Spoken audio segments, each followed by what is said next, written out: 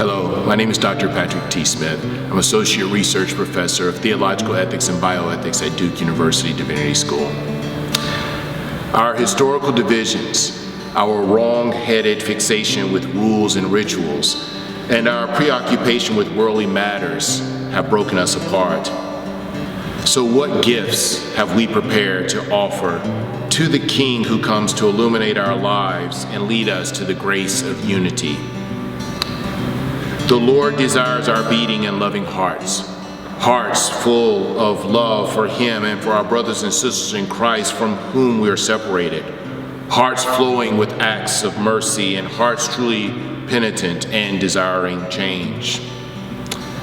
We grow in communion as we share the graces of our different traditions that we have received, acknowledging that the source of all our gifts is the Lord. Let us pray for unity in our world.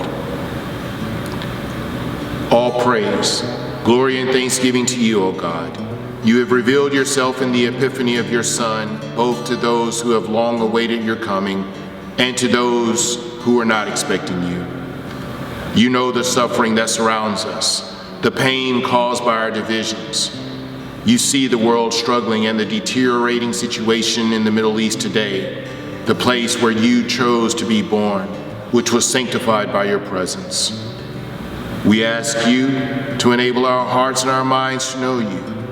As we join the wise men coming from afar, we pray that you open our hearts to your love and to the love of our brothers and sisters around us.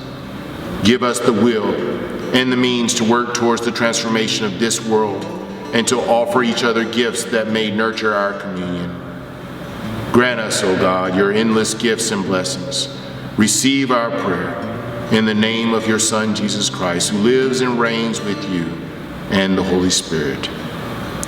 Amen.